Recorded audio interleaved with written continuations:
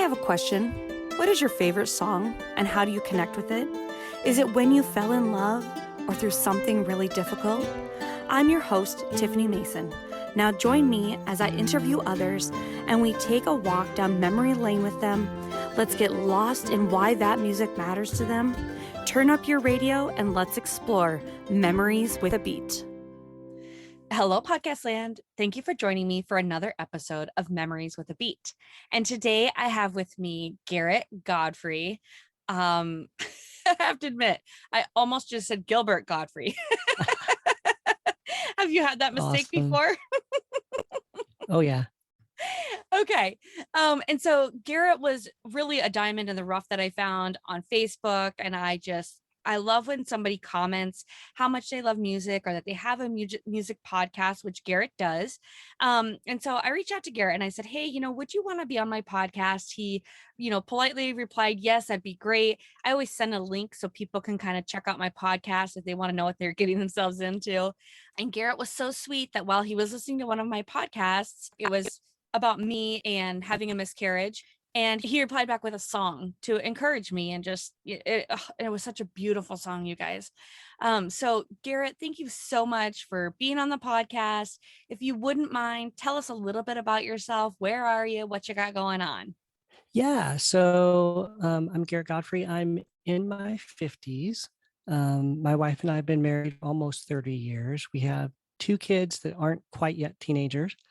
I've been collecting music records since the early. I worked in music retail as a music buyer for a store for 10 years during the 90s. So I got a lot of free CDs during that time. I've got a wide variety of tastes. That song that you talked about was Jaylene Johnson, her song, Let the Silence Speak. And that ended up being one of my favorite songs of 2016. My wife and I had struggled to conceive for years and it never happened. We ended up adopting, which has been great, but that song really speaks to that heartache and that pain of both miscarriage. Just such a tender song.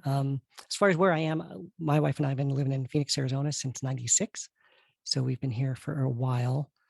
And then as far as what I've got going on, you mentioned music podcast. I've got a podcast called Good Patron, where I talk about ways that people can become more than just a casual listener or just a fan and actually become a good patron. So we talk about support the artists we love. I only put out 1 episode a month, audio only. That's usually about towards the beginning of the month. We just talk about one way to be a good patron and issue a challenge. But then I also cover some active crowdfunding campaigns and pre-orders from artists I think that merit your attention. So I'm up to 39 episodes. This is my second podcast, but I've already covered over 300 different campaigns and pre-orders. I even got who was the head of music for Kickstarter at the time. So, how cool. Yeah, it's been pretty cool. How cool. Yeah. Very fun. And I love that because sometimes you are listening to a podcast and you're like, jeepers, how could I give back? This person has given me so much information. It's been great, but how do I, like you're saying, be a good listener? So what a great objective and just bringing that to light. Like, hey, it's great that everybody's getting to enjoy these podcasts, but maybe give back a little bit too. So I think that's good encouragement. And because podcasting is a lot of work. I mean, that's my actual business is podcast post-production. And I mean, the biggest thing I focus on is people getting their time back when they hire me, because it really can take a lot of time to produce a podcast. So I think that's great, Garrett, that you're bringing awareness to that. And then of course, new music. I mean, who doesn't love to discover some new music? Right? I think that's great. Yeah.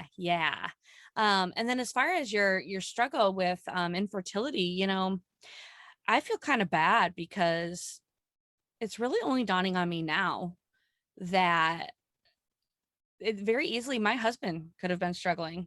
I guess that in my head, I have it as such a female issue that she feels like she's letting him down, or what did she do wrong to lose the baby, or, all those kind of things, when really, I mean, a man can want a baby just as bad as a woman wants a baby, and so I think that's interesting that you consoled yourself, with this song and it really spoke to you, because guys go through it too. Just because you guys are guys doesn't mean, it's not a loss for you guys as well.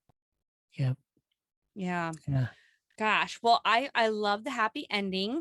Two little girls got their Yeah. forever homes and got a mom and a dad, and you get to be a mom and a dad. Well, you get to be the dad.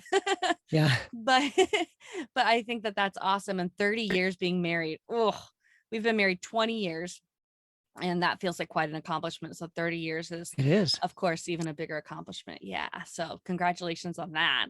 Thanks. Okay, how long have you had your podcast? Oh, you said So 39 episodes. yeah, so I started at an earlier show back in 2015, and Mm-hmm. I was doing video and audio Mm. every week, Oh covering gosh. crowdfunding campaigns because that's constantly changing. So I needed it to be like in the moment.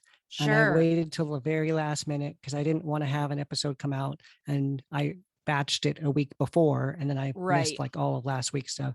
It was just too much. So I put out almost 70 episodes doing that in fits and starts since 2015 and I stopped. It was just too much. In 2017, I stopped. Yeah. And one of my listeners actually said, "Hey, by the way, why did you stop? You be open to starting it up again, but with my organization, you can do it audio only. You can do it once a month. I don't care.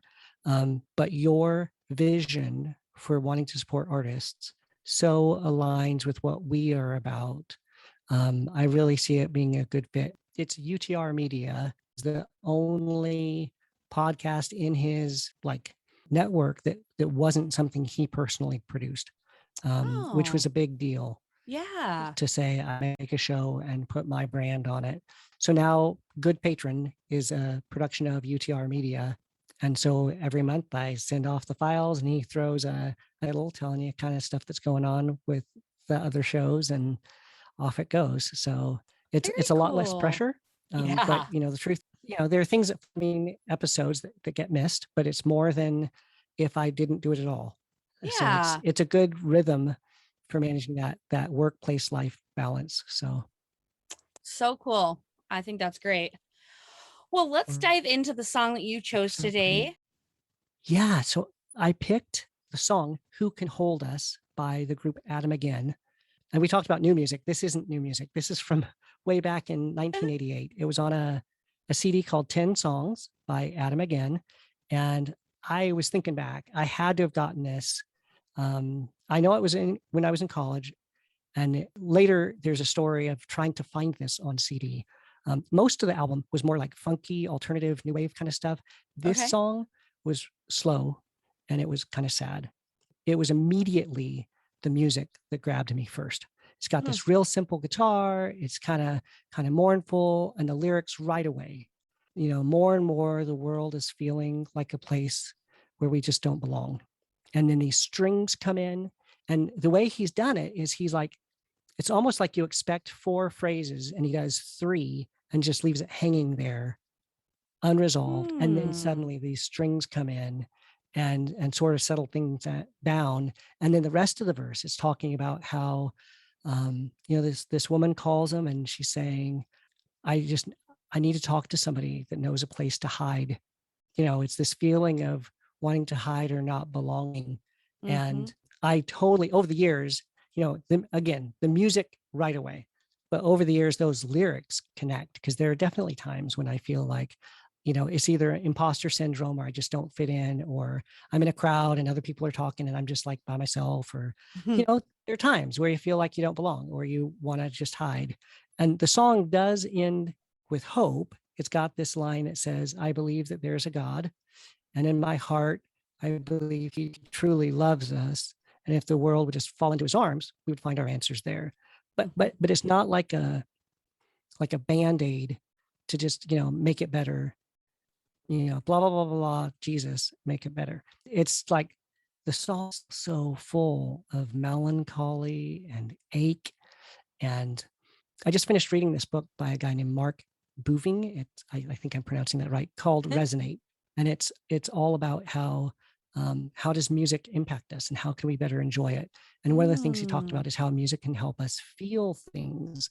And it the way he says it is, it's not so much putting the feeling in us from outside, but when we hear music, the feeling that was already in us begins to resonate and amplify because of what we're hearing, kind of like a stringed instrument. If you put a note into a guitar body right at the right frequency, you'll actually see the strings start to resonate with that note.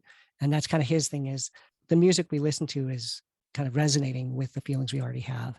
And this is totally the case with this song.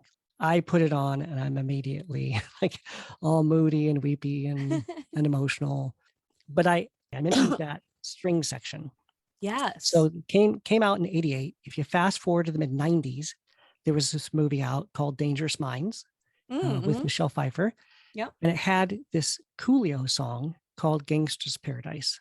Mm-hmm. And I was listening to that and I was amazed because I'm like, oh my gosh, Coolio's those strings from Adam again. This is awesome. I was so excited. Oh, cool. And then I was embarrassed when I learned that no, Coolio actually sampled the strings from Stevie Wonder's song, Oh. Pastime Paradise.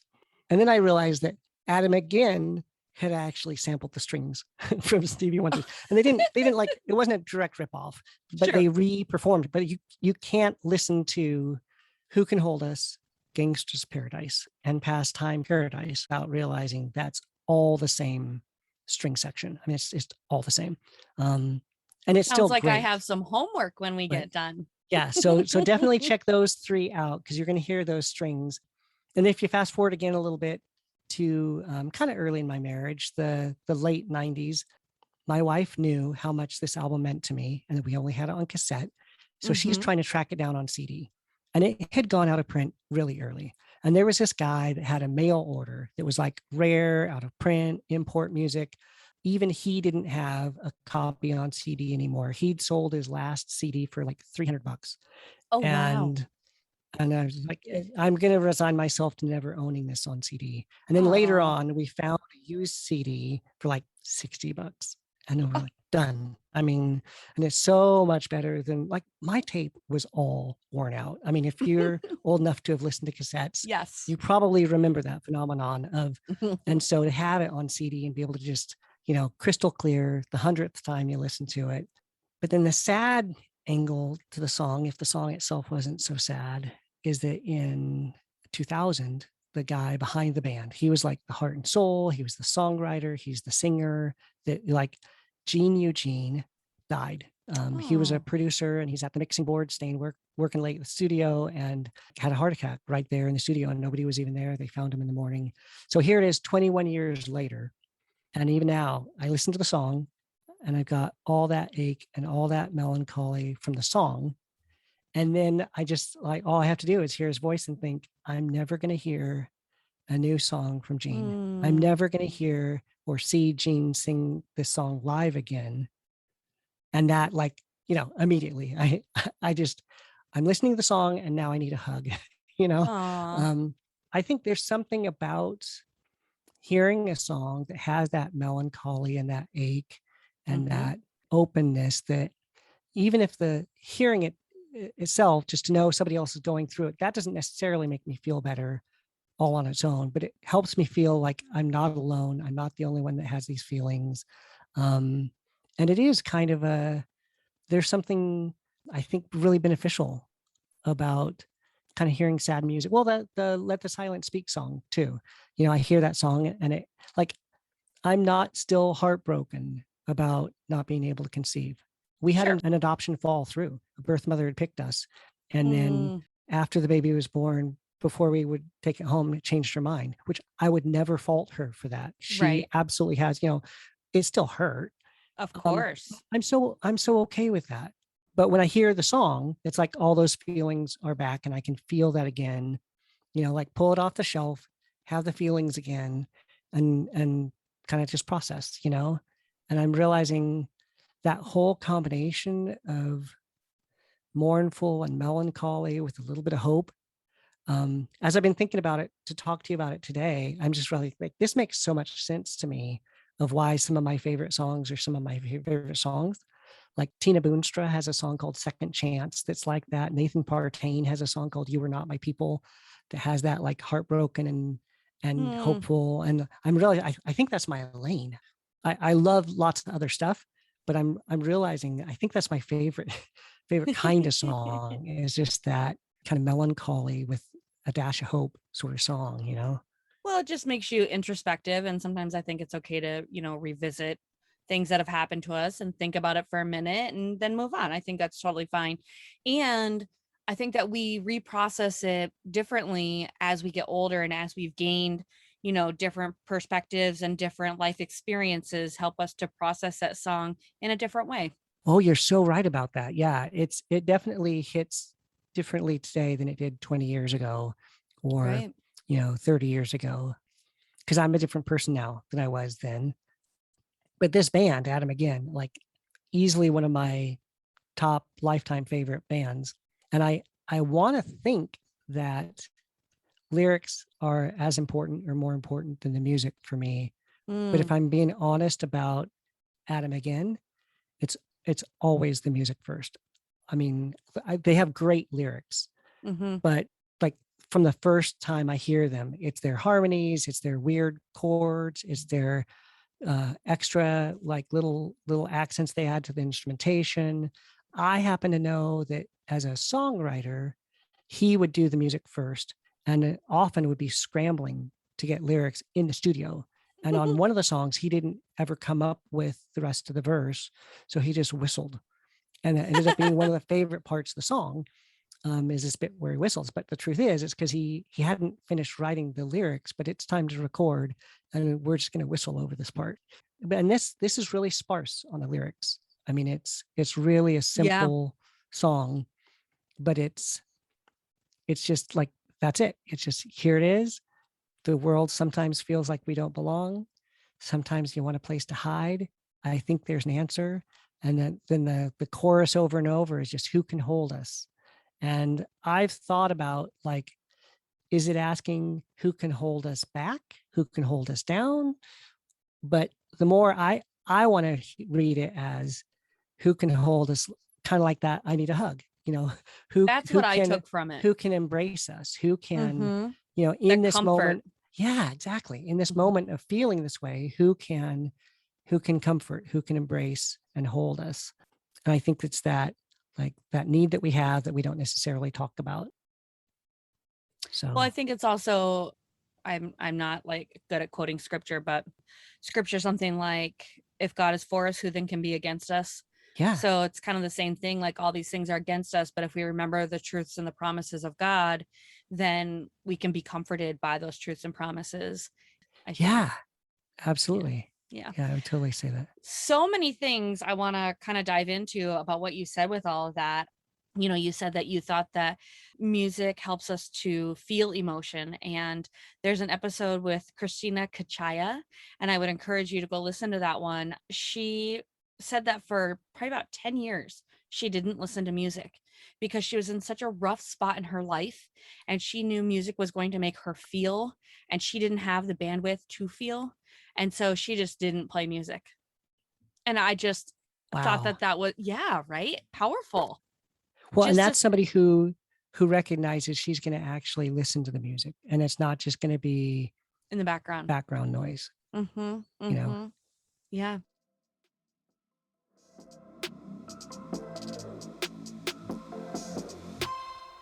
Got a podcast? Are you loving it, but not loving how much time post-production takes? Or maybe you just have other tasks calling your name a little bit louder. Virtually You can help. Check out virtuallyouva.com, supporting you in all things podcasting, like editing, show notes, audiograms, and much more.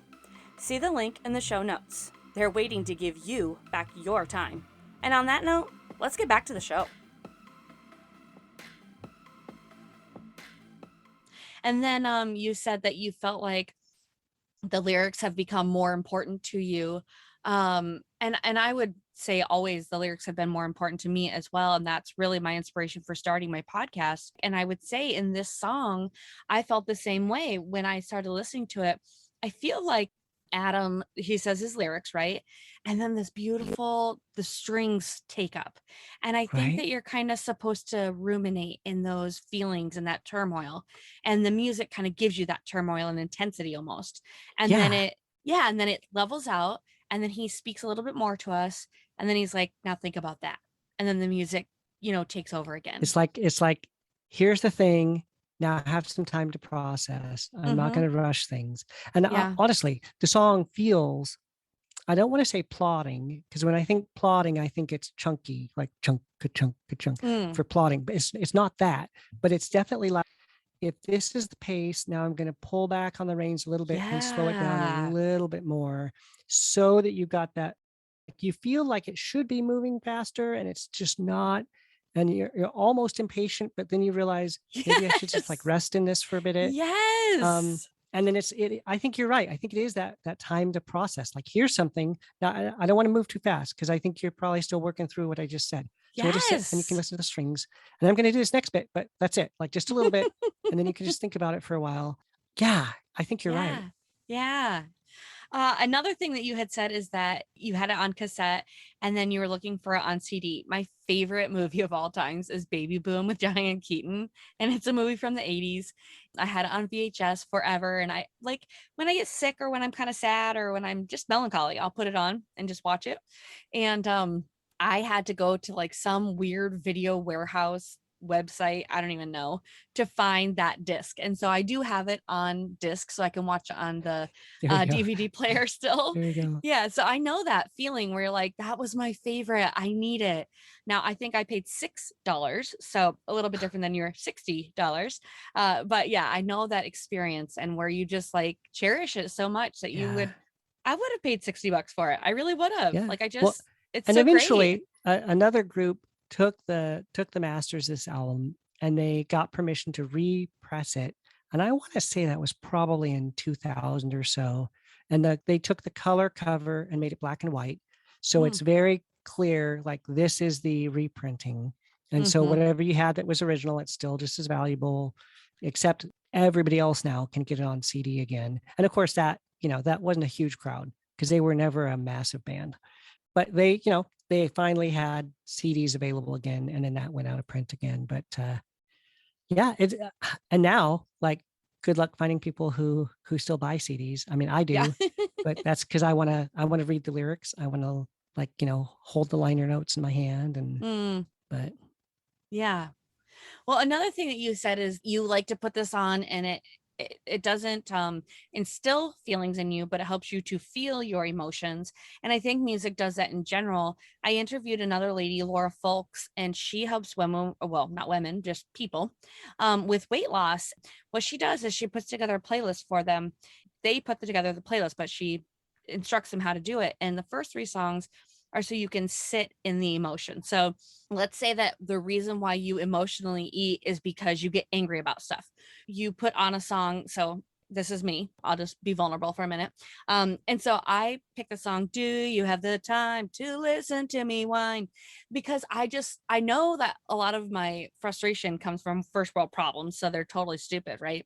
And so it helps me to like just slow down, feel that emotion, yeah, and then the last song that she has her people put on these playlists is like a comeback song, an empowerment song, to like kind of wash away those feelings. Like you get to be there, you get to feel it. Now let's wash them away and remind ourselves, to pull up your big girl panties and it's time to face the world again. And yeah. yeah, I thought that was such a cool and unique way to use music to your benefit and to be in that moment, but it also helps you to slow down. It just shifts that mindset so easily. I just But it still honors those original emotions in the first place. Yeah. It says, no, those were real feelings. Mhm. But now that you've kind of looked at them, can we choose a different way to respond, or a different way to process that? Yeah. Yep. Yeah, Yep. I love that. I just love the power of music and it blows my mind every episode what comes from it. And really what's coming from my interview with you, Garrett, is that you're never going to hear another song from Gene. Yeah. I've never thought of that as someone passes. I've never just been so committed to a band that would break my heart, but I can really appreciate the fact that if you truly love, his music that he's creating and now he's gone, that's so sad. I mean, I was never like the, fangirl obsessive, pictures of bands in my locker kind of guy. But yeah, and I have joked before that Gene Eugene could sing the phone book and it would make me cry. And that's Yeah. not really true, because he had Sure. plenty of songs he sang that weren't sad. But of all the band singers I love, I think he was the one that could most easily turn that on and I would be weepy in a song. And I think that's more in their songs than a lot of bands. They found that place in their songs. I mean, they had the I just want to get up and dance, and they had the I just want to be happy, and they had the this makes me a little angry, all the gamut. But Sure. there's something about just the way he sings it that I just go like, wow. So thanks to us like talking last week about what songs and me thinking about this, I've been kind of there going through their old CDs, Oh, just like listening again and so again. fun. So it's Yeah, been memory lane for me. Yeah. I'm sure. Very nostalgic. Yep. Yeah, very cool. Well, is there anything else you want to add about this song, Garrett? It is on Spotify. I don't know if it's on Apple Music. I'm sure you can find it on YouTube. But I would just say if you're going to listen to it, find a quiet place, put on some headphones, and just hear it. It's not long. No, And I it's a don't short expect song. everybody on the first listen to get like immediately weepy like I do. But hear it for what it is and just understand for thousands of years who feel like, do I fit in? Do I belong? I just need to get away for a little bit. And it's not a new thought at all, but No. stays connected with me. So hopefully your listeners might enjoy it as well. Yeah, I agree. And don't forget, I have the playlist. And you guys, it's just Memories with a Beat, the playlist. So try to keep it nice and simple for you guys so you guys can access the songs easily. It'll be in the show notes. You can just click on it and just listen to just that song if you would like. Garrett, thank you so much for your time. I really enjoyed diving into this with you. And with that, that's going to be the last note of this episode. That's actually the last note of this season. Don't worry though, season 2 will be coming out in September. Until then, I want to thank you guys so much for being faithful every week, listening to every song, every interview, and maybe gaining some knowledge and maybe finding some new music to your ears each week. In the meantime, I want you guys to join me over in Facebook, Virtually You Podcast VA, as in virtual amplifier. I'm going to have trivia questions each day, and I want to see if you guys have really been listening to every single episode. Can't wait to see you guys over there. Thank you so much for listening. And if you would, could you please give me 5 stars in the review section? It would really help me out, and I'd really appreciate it. Thanks, guys, and I can't wait to join you guys again in season 2 in September. Well, that was fun, wasn't it? You never know what rabbit holes we'll get to go down and explore. Were you reminded of anything? Or anyone? Share what it was with me in a review. Honestly, the reviews don't do me any favors other than knowing people like you are listening to this podcast. Insert cheesy wink. However, the ratings do help, so leave me 5 stars. You know you wanna. This podcast was produced by Virtual You, supporting you in all things podcasting. To connect or check me out on social media, I know you're just gonna stalk me. But see the show notes, as always, for details. Can't wait to dive into my next guest's memories with a beat. Hit subscribe now. You don't want to miss the next episode.